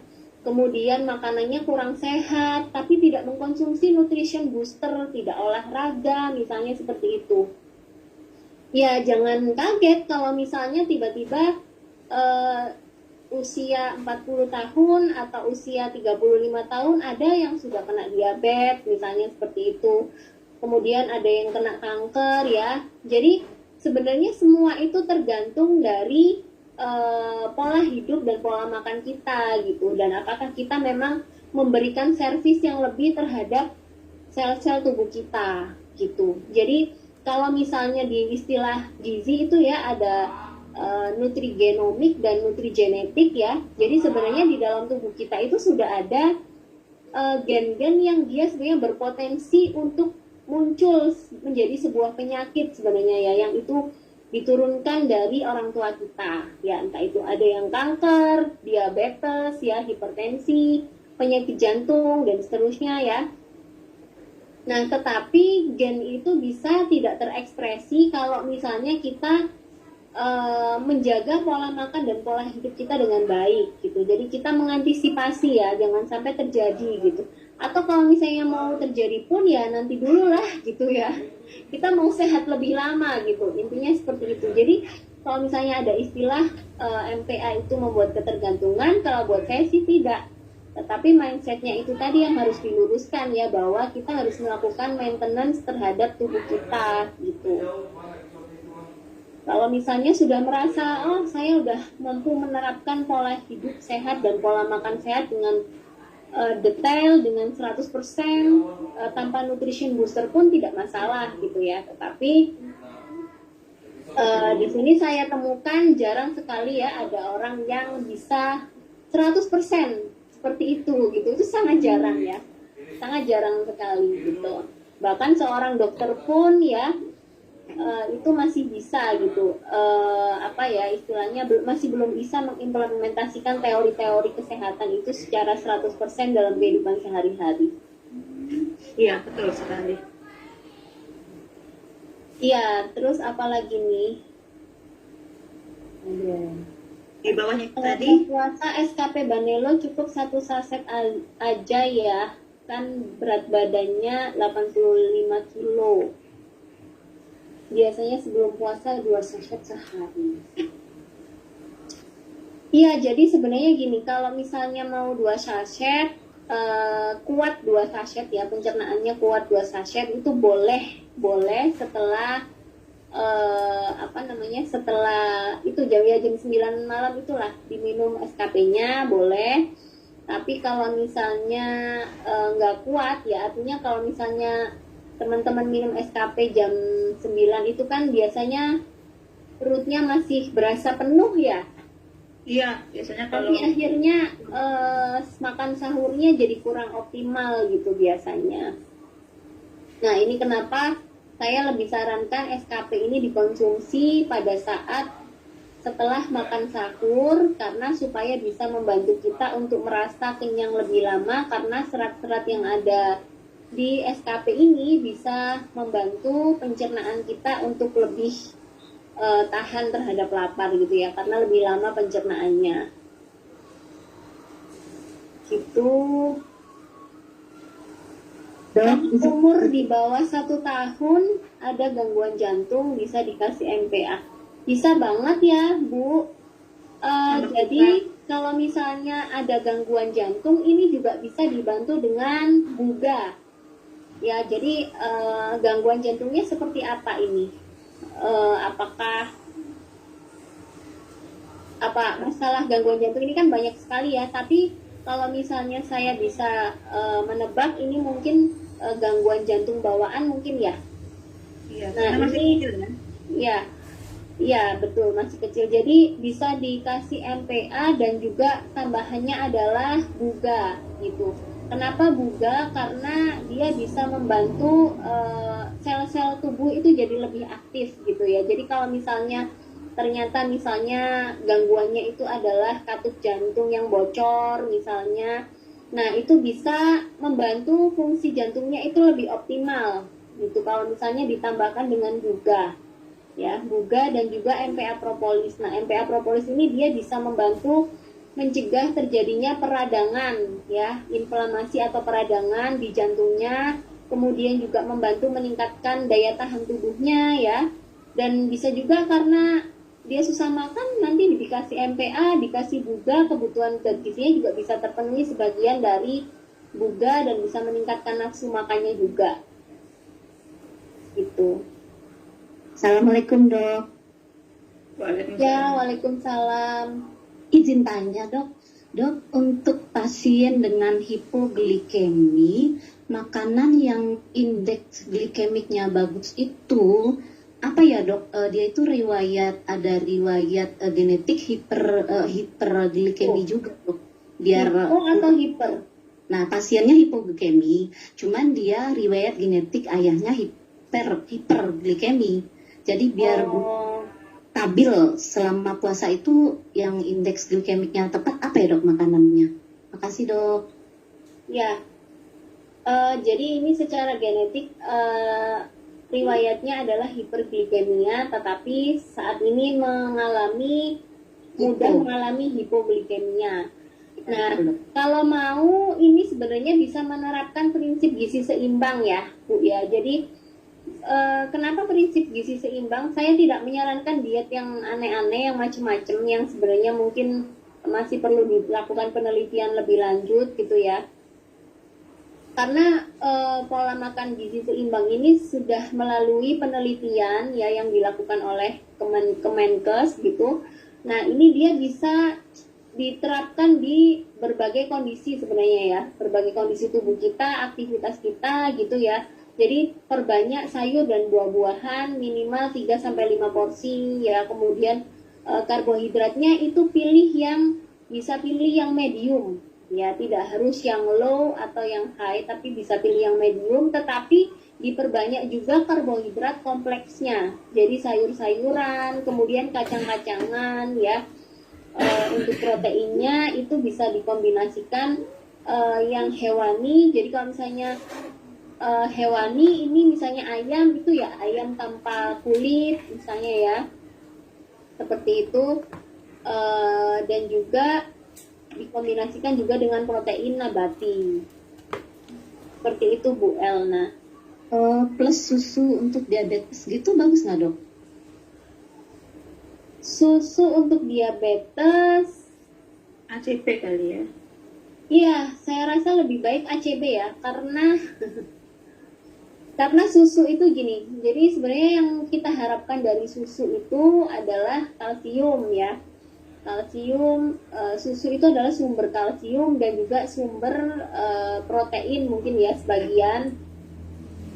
Tetapi di sini kalau misalnya punya riwayat genetik diabetes, untuk melakukan pencegahan saya rasa lebih baik kalau yang dikonsumsi itu adalah ACB Cardiovas gitu, karena supaya itu tadi gen hiperglikemianya atau diabetesnya itu tidak terekspresikan seperti itu. Mulai dari menjaga pola makan dan juga dikombinasikan dengan ACB. ACB sama GCS saya rasa bagus itu kalau dikombinasikan diselang-seling setiap hari. Jadi supaya tidak terjadi hipoglikemia juga, tapi juga gula darahnya tetap terkontrol gitu. Baik dok, makasih dok. Ya. Ada lagi ya? Iya, selamat malam dokter. Iya, selamat malam. Sebenarnya saya ini Maaf ya dok, terima kasih satu pin ya. Tadi untuk asam urat, ini kan suami saya sudah konsumsi ACB dan MPA propolis dok untuk asam urat. Udah berapa saat dan 1 botol MPA propolis, tapi untuk asam uratnya sendiri itu sebelum turun, jadi 8, sekian, sempat kemarin tuh 10, sekian. Apakah saya salah cara minumnya ataukah kurang dosisnya atau seperti apa ya dok kalau sudah asam urat 8, sekian gitu dok? tadi yang dikonsumsi apa Bu? MPA sama? Dan ACB. Oh ACB, ya. Jadi kalau untuk asam urat sebenarnya ini karena sekarang kita sudah punya Buga ya, ini menurut saya lebih bagus Buga, kemudian TWA sama apa tadi satunya MPA propolis. Jadi kalau untuk ACB ini dia lebih ke apa ya, metabolisme homeostasis yang untuk energi. Jadi untuk yang kayak metabolisme lemak, metabolisme karbohidrat itu yang ACB. Tapi kalau asam urat ini lebih ke apa namanya pemilihan protein ya. Jadi jenis-jenis protein tertentu yang bisa menyebabkan asam urat ini saya rasa bisa diganti ke TWA sama Buga sama MPA. Untuk konsumsinya dok? Untuk konsumsinya kalau misalnya Buga itu bisa dikonsumsi jam 7 malam misalnya, sedangkan TWA-nya jam 9 malam. Kemudian kalau untuk MPA propolis bisa 3 kali sehari ya, itu 8 sampai 10 tetes ini diminum setelah makan. Dan kalau untuk asam urat ini hindari kacang-kacangan seperti itu ya. Kemudian kalau misalnya mengkonsumsi sayur itu usahakan tidak menggunakan batangnya ya. Jadi cukup daun-daunannya saja, tapi tidak usah menyertakan batang sayurnya. Ini berlaku untuk semua. Jadi kayak kangkung itu dok, jadi cuman daunnya doang, batangnya Ya itu betul. Betul. Ini adalah tips dari saya kalau misalnya kita nggak mau kena asam urat itu kita konsumsi sayurnya itu hanya diambil daunnya aja. Gitu. Kalau untuk ayam, telur, dan ikan dok, apa masih aman untuk dikonsumsi? Kalau putih telur boleh, tapi kalau untuk kuning telur sebaiknya dihindari. Kemudian kalau ayam Di mood ya, udah di mood ya. Di mood atau di mood? Bentar. untuk ayam itu kalau bisa di bagian dadanya juga boleh, tetapi tidak disertakan dengan kulitnya. Ya, jadi kulit ayam tidak usah dimakan. Kemudian untuk daging merah sih untuk saat ini diusahakan untuk tidak dikonsumsi dulu ya, daging-dagingan ya. Kemudian ikan juga kalau misalnya ikan laut itu masih boleh ya. Dok, aku mau ngasih sedikit saran. Jadi untuk teman-teman yang kolesterol tinggi, sebelum melakukan terapi produk nutrisi yang tadi disarankan oleh Dr. Romyun, teman-teman alangkah baiknya didetok usus dulu, karena banyak sekali mereka minum nutrisi yang baik tidak terserap secara maksimal, ususnya masih kotor gitu. Jadi ada penebalan di dinding-dinding usus ini loh teman-teman, ada minyak, ada sisa-sisa makanan yang dulu-dulu yang beberapa tahun yang lalu nggak bisa keluar, didetok dulu biar ususnya bersih dulu ya dok ya, itu lebih baik dan lebih cepat hasilnya. Halo? Iya. Ya, maaf. Jadi aku tadi ngasih tips dok, gini, sebelum terapi untuk asam urat yang sudah tinggi sesuai yang disarankan sama dokter Romyun. Nah, alangkah baiknya minum SKP dulu untuk detok usus, karena di usus kita, apalagi yang nggak pernah detok sama sekali, itu ususnya kotor banget, bahkan ada banyak penebal dinding-dinding usus ini, banyak sisa-sisa makanan yang sudah bertahun-tahun, ada minyak-minyakan, itu yang dikeluarkan dulu baru terapi dengan produk yang disarankan sama dokter Romyun gitu sih kurang lebih, dan itu hasilnya sangat cepat banget teman-teman. Siap Mbak Iva, terima kasih Mbak Iva. Sama-sama. Ya, betul. Apa lagi nih? Terima kasih dokter. Ya, sama-sama. Ini sepertinya saya izin sebentar karena ini ada banyak sekali keluarga yang menghubungi HP saya ya Mbak Ivani, saya jadi nggak fokus ini. Oh iya. Kayaknya ada sesuatu yang penting, ini semua telepon ini. Ya, baik. Bentar, Silakan. dik dulu sebentar ya. Oke. Mbak Ros, nanti kalau ada pertanyaan yang nggak bisa saya jawab, saya akan copy paste, akan saya sampaikan ke Dr. Romyun untuk dijawab ya. Tapi kalau ada pertanyaan yang masih bisa saya bantu untuk jawab, insya Allah saya akan jawab ya pertanyaannya. Cuman kalau pertanyaan yang terlalu medis, Mbak Ivani nggak bisa jawab ya teman-teman ya, karena saya bukan seorang dokter. Tapi saya peminum produk dan saya belajar, seperti sekarang ini saya juga ikut belajar bersama teman-teman. Saya harap teman-teman bisa melihat bahwa kayak saya pun di Our Citrus bisa seperti sekarang karena sering dan rajin belajar gitu ya. Saya ada pertanyaan nih. Salam dari Balikpapan dokter, mau tanya apakah penyerapan nutrisi GCS maksimal di dalam tubuh apabila kita juga konsumsi SKP di hari yang sama, misalnya setelah sarapan SKP dan malam minum GCS, boleh saran yang lebih baik? Betul, untuk Mbak Anesiska, betul sekali, karena seperti yang tadi Mbak Ivani sudah jelaskan, fungsi SKP ini dia bisa membersihkan fili-fili usus ya. Kalau di usus kita banyak timbunan lemak-lemak atau banyak sisa-sisa makanan yang menempel di dinding usus, dia akan dikeluarkan secara otomatis. Nutrisi yang diberikan mulai dari GCS atau nutrisi lainnya akan diserap lebih maksimal dan hasilnya akan lebih cepat gitu ya. Dan SKP ini sebenarnya bukan hanya untuk diet, untuk kita sendiri, untuk saya, untuk teman-teman yang mungkin sudah slim, itu juga perlu SKP sesekali, mungkin bukan setiap hari tapi sesekali ya, untuk tetok usus. Karena kita tahu 80% awal mula penyakit itu berasal dari usus yang kotor. Kalau ususnya dibersihkan, secara otomatis kolesterol bisa seimbang, diabetes bisa seimbang, terus asam urat bisa seimbang, bahkan pusing-pusing pun juga bisa hilang, begitu. Dan itu sudah banyak testimoninya ya teman-teman ya. Untuk asam urat tadi SKP minumnya apa saat kapan?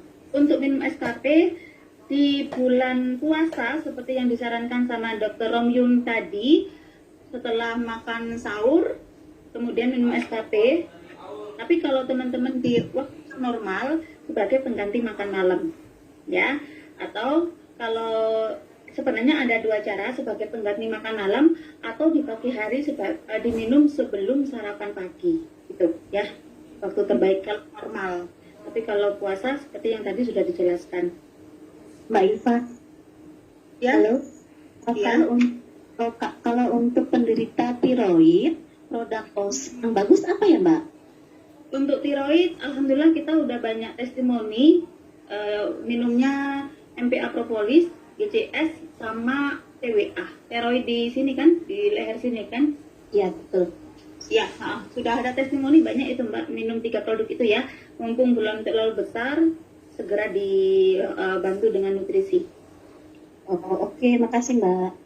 Sama nutrisi OSE untuk persendian apa ya? Untuk sendi kita punya, untuk sendi itu kan berhubungan dengan tulang ya teman-teman ya. Kita punya produk caca, itu kandungannya kalsiumnya tinggi sekali. Jadi bisa minum caca ditambah dengan MPA propolis, gitu ya. Nah, udah selesai, nggak ada pertanyaan? Mbak, pertanyaan yang penderita tiroid tadi kan MPA, propolis sama GCA, GCS sama TWA. Itu waktu minumnya gimana? Kita ngomong normal dulu ya, pas kita normal ya. Minum MPA untuk usia berapa? Boleh tahu? Usia 50.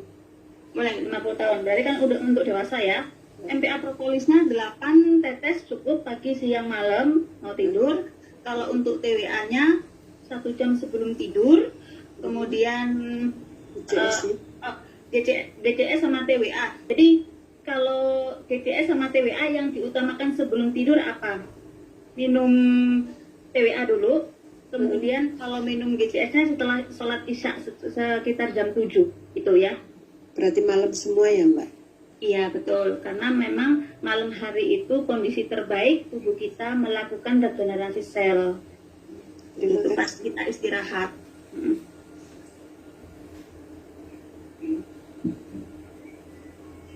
Assalamualaikum. Waalaikumsalam warahmatullahi wabarakatuh. Dok, kenapa sebelum minum SKP yang tadinya BAP rutin setiap hari, setelah stop SKP karena BP udah sesuai dengan harapan malah jadi susah BAP? Solusinya gimana? Solusinya makan buah-buahan yang seratnya tinggi. Jadi semenjak teman-teman minum SKP, kebutuhan serat di dalam tubuh itu dilengkapi dari serat tinggi dari SKP. Setelah tidak minum SKP, nggak apa-apa sebenarnya, asalkan teman-teman makan buah-buahan atau sayur-sayuran yang seratnya tinggi, gitu ya. Jadi bukan masalah ketergantungan, tapi karena tubuh kita yang butuh. Seperti yang tadi dijelaskan sama Dr. Romyun ya, teman-teman ya. Kalau untuk anak yang hiperaktif, apakah cukup dengan GCS saja, Bapak, supaya lebih tenang, berkurang hipernya, atau ada tambahan nutrisi lainnya? Kalau untuk anak hiper, sebenarnya glutathione itu sangat membantu. Tapi kalau teman-teman mau dikombinasi, bisa diselang-seling dengan buga, ya. Hari ini minumnya GCS, besok minumnya buga, gitu, diselang-seling, ya. Halo, maaf. Ini jadi ternyata ada kejadian ini, HP ayah saya tuh kena ini, disadap orang gitu loh. Jadi kayak WA-nya tuh tiba-tiba, jadi akhirnya kayak ya itu penipuan gitu. Jadi mereka pada telepon, pada ini, terus jadi grup-grup semua tuh kan, yang tadinya ayah yang Mbak Romyun ya? Iya, maaf Handphone jadi nggak ayahnya. fokus saya. Oh, handphone ayahnya disadap orang. WA-nya di apa ya, di Iya, sadap gitu loh. dihack. Tak pinjem-pinjem Di gitu. hack, di hack. Sudah, tapi sudah aman kah, Dok? Sementara sih udah saya bales. Baik, Yang kalau gitu bagian. saya kembalikan ke Dokter Romyun ya. Oke, apalagi nih? Ini, Saya mau tanya dong. Iya. Ini ada teman saya yang punya penyakit hypokalemia. Itu bagusnya minum apa ya? Penyakit Kalemia. hipokalemia. Jadi gejalanya kayak gimana itu, Bu? Dia ini kan nggak bisa jalan, Dok. Jadi kaku, tangan kakinya pada kaku gitu ya. Jadi pernah jatuh duduk juga kena tulang ekornya. Jadi kalau itu nggak bisa diri lama, jadi duduk aja. Sudah berapa lama? Dan sudah Sekitar apa aja? 2 tahun. Sudah pernah mencoba konsumsi produk apa aja? Di ortitis belum sih, Dok. Oh gitu. Ya jadi Yang bagus. hipokalemia ya, kalemia ya. Iya. Iya.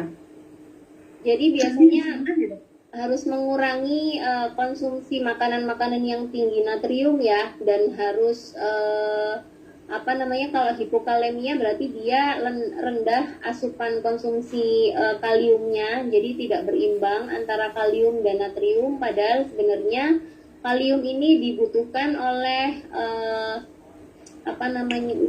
jadi di dalam saluran sel ya, sel mitokondria kita itu untuk menjaga keseimbangan pH ya, itu dibutuhkan kalium di dalam transport zat gizi. Itu kalau misalnya dia kekurangan kalium, itu akhirnya menimbulkan masalah pada kesehatan ya, seperti yang tadi sudah disebutkan itu.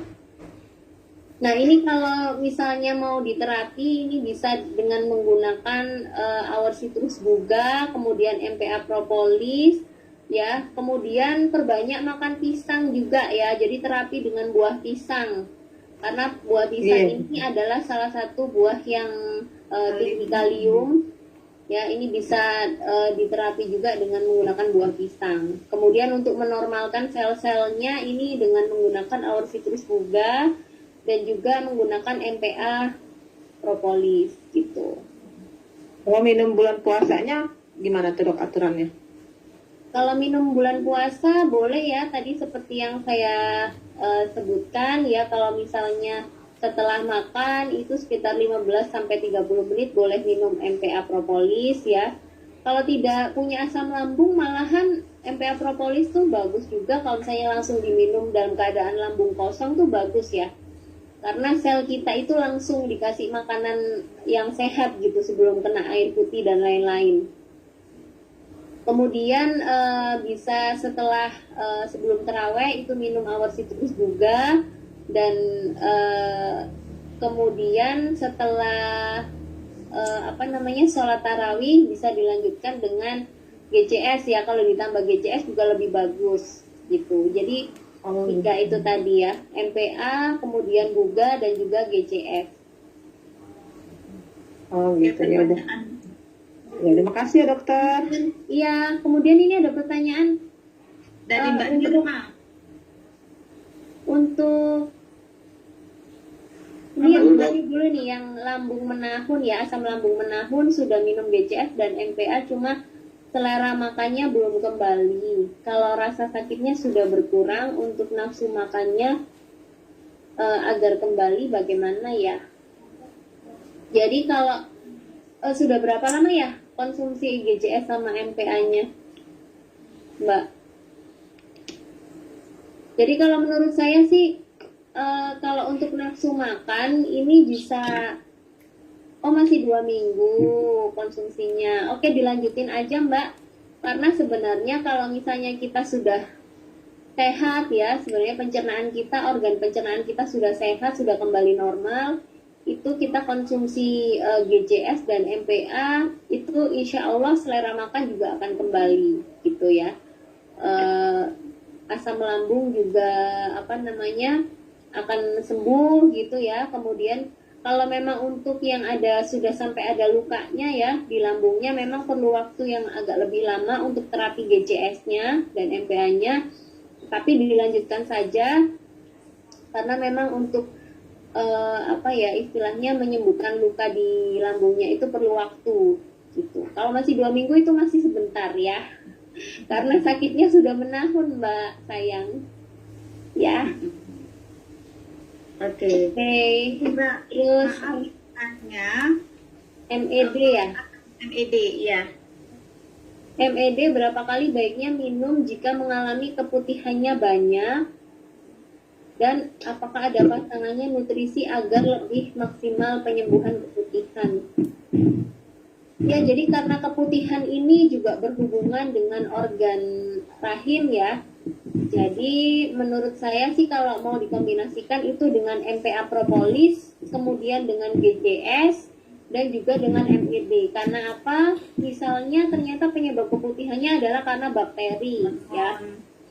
Ya, karena ada bakteri misalnya di dalam rahim ya, maka dia harus dibersihkan dengan MPA propolis ya, karena dia bisa bersifat antibiotik ya, jadi menyembuhkan dengan alami. Kemudian GCS ini kan juga terkait dengan keseimbangan hormon ya, karena dia digunakan juga untuk program hamil ya. Jadi GCS ini juga sangat bagus sekali untuk menjaga kesehatan rahim dan juga organ intim ya. Jadi bisa dipadukan itu tadi ya Mbak Nirma ya, MED, GCS sama MPA propolis gitu. Kalau MED ini kan bebas minumnya ya, nggak harus malam. Jadi bisa siang hari atau sore hari atau bisa pagi hari. Kalau GCS bisa diminum jam 9 malam, MPA propolisnya bisa 3 kali sehari. Dokter mau tanya dok. Ya Bu. Member aku kan minum med dok. Dia itu jadi keputihannya itu kayak tepung gitu katanya. Terus sekitar di dalam vaginanya itu kan ada keputihan kayak tepungnya gitu katanya. Dia ketakutan dok. Aku bilang mungkin itu proses detox. Aku bilang apa gimana ya dok solusinya? Makasih. Jadi sebelum minum MED keputihan nggak Bu? Ya dia ada keputihan. Oh, sudah ada keputihan, tapi begitu minum MED kemudian keputihannya jadi semakin banyak dan berupa Semakin banyak gitu kali ya. iya Kayak tepung gitu mbak. ya nggak apa-apa, itu dilanjutkan aja Bu, berarti kan itu MED-nya sedang bekerja untuk mendetoks rahimnya ya. Berarti mungkin selama ini memang ada gangguan ya, entah itu karena bakteri, dipadukan juga dengan MPA ya seperti yang saran saya tadi. Jadi bisa juga ditambah MPA dan ditambah dengan GCS kemudian MED ya. Tapi kalau misalnya dananya terbatas ya MPA dengan MED ya, MPA dengan MED. Karena apa? Siapa tahu di situ ada bakteri ya yang memang harus dibersihkan dari rahimnya. Itu bisa dibantu dengan MPA propolis. Jadi MED-nya tetap dilanjutkan saja ya Bu Elna. Oh baik dok, makasih. Ya. Kalian nanya mumpung ingat. Ya. Jadi ini menurut Dokter Romjun boleh nggak sih kalau ada tetesan propolis buat cabai buat cabai untuk Oh iya, iya. membantu dari luar? Boleh nggak? Boleh. Bagus Jadi ya. iya, jadi kalau misalnya propolis itu kan bisa sebagai antiseptik juga ya. Maksudnya bisa kita buat untuk luka luar gitu ya, diteteskan. Nah, kalau misalnya dipakai untuk membersihkan organ intim ya nggak masalah, diteteskan ke air yang bersih ya. Kemudian dipakai untuk membersihkan organ kelamin gitu. Ya. Iya, dicampur air. Dan kalau bisa airnya itu air yang mengalir ya. Iya. Terutama kalau kita berada di toilet-toilet umum itu ya. Betul. Jadi jangan pakai air yang ada di ember, tapi pakai yang ada di air yang di kerannya itu, dari kerannya langsung. Biasanya sih aku dari tangan ini aku kasih 1-2 tetes, terus aku pakai untuk diusap gitu kan. Setelah itu dibersihin. Iya. Ini ada yang kenapa sebelum minum SKP yang tadinya BAB rutin setiap hari, sebelum minum SKP yang tadinya BAB rutin setiap hari, setelah stop SKP karena BB udah sesuai yang diharapkan, malah jadi susah BAB, solusinya gimana? Oke, jadi yang tadinya sebelum minum SKP rutin BAB setiap hari, kemudian minum SKP juga rutin kan ya setiap hari, kemudian setelah stop SKP kenapa malah jadi susah BAB? Nah, mungkin bisa dikoreksi dulu, dilihat, dicek dulu pola makannya gimana ya Mbak Nur Aziza dari Purwakarta, dicek dulu pola makannya gimana, apakah kurang serat ya, misalnya karena SKP-nya udah stop, apakah kemudian pola makannya kembali seperti dulu atau mungkin berubah ya, misalnya jadi nggak jarang konsumsi sayur-sayuran sesuai dengan porsi, misalnya air putihnya juga misalnya kurang seperti itu juga bisa menjadi penyebab dari sembelit ya, sembelit, kemudian kurang olahraga, kurang minum air putih, kurang serat. Ini berkaitan dengan sembelit ya. Jadi kalau misalnya menurut saya sih SKP ya jangan dihentikan ya, karena kita masih makannya kan juga setiap hari, jadi tetap harus selalu ada yang di detox walaupun mungkin minumnya nggak setiap hari gitu ya SKP-nya. Kemudian untuk anak yang hiperaktif, apakah cukup dengan GCS saja Mbak Iva supaya lebih tenang, berkurang hypernya, atau ada tambahan nutrisi yang lain? Ini tadi sudah dijawab ya Mbak? Sudah. Jadi aku kasih bisa diselang-seling dengan buga. Iya betul. Buga dan juga Caca sih sebenarnya ya. Oh iya, Caca Nah, ada nutrisi untuk otak. HA ya.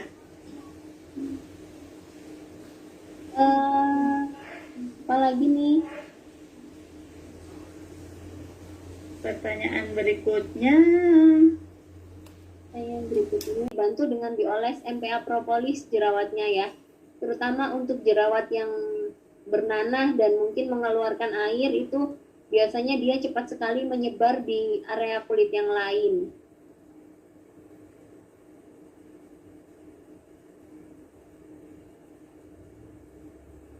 Mau tanya, suami saya sering sariawan, dan kalau sariawan itu lebih dari 1 bahkan bisa sampai 5 kali, dan kalau udah sembuh seminggu kemudian muncul sariawan lagi.